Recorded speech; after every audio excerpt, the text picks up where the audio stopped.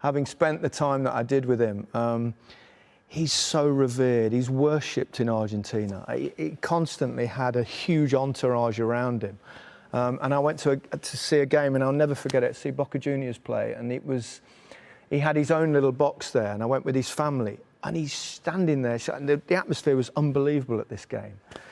And his family, one of his daughters was literally holding him, and he was screaming over the balcony, holding him so he wouldn't actually fall off. I mean, he had such an incredible passion for the game. I mean, you said there you played against him. What was it actually like to play against him? Like, what the difficulties that he gave you guys? I never thought in my lifetime that I would see anyone come remotely close to Diego in terms of ability with a football. I think we've seen Messi, who's very similar in many ways. Obviously Argentinian, diminutive, brilliant left foot. But Diego was incredible. I actually played with him as well for half a game, played for the rest of the world, and at Wembley against, funnily enough, for the English League side, because it was centenary. I played for the rest of the world because I was at Barcelona at the time. And all the players, there was people like Platini on the pitch, lots of great players from around the world, and everyone was totally in awe of him. First thing he did was in the dressing room, he sat there, just a pair of shorts, and you know, like you roll your socks up.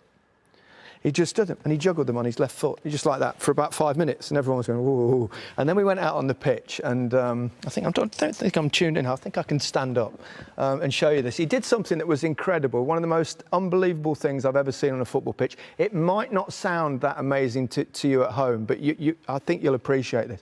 He juggled the ball all the way out to the centre circle, and then he got to the centre circle, still juggling it, and then he went bang, and he whacked it as high as he possibly could, and he waited.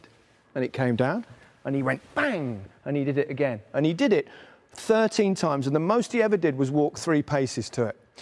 And all of us were sitting there going, oh my God, that's... like I was then. That's impossible. It is. And I remember going to training the next day in Barcelona and stuff, and we all tried it, and the best anyone did was 3, and they were running for the 3rd one.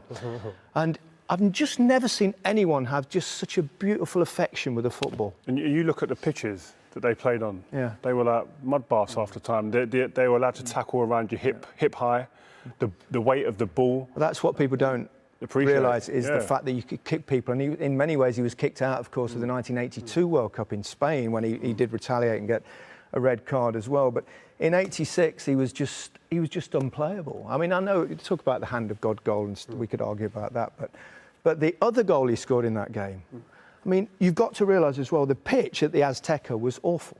It had been kind of relayed just before, and you know, like you relay your garden with small pieces of turf.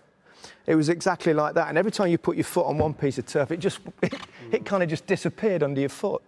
And to do what he did, that little pivot and turn on the halfway line, and then go past the players like they weren't there, was just a most remarkable thing. It's the closest in my life that I've ever felt like I ought to applaud someone else scoring a goal. Obviously I didn't, because you get destroyed back home, but he was head and shoulders the best player of my generation.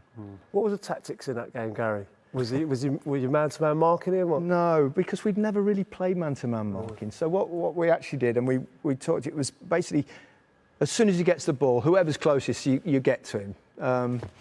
The trouble with man-to-man marking, because he was so clever, once he beats one, then what happens? Yeah. And so it was a difficult one, but whatever we tried, it didn't work. It didn't work.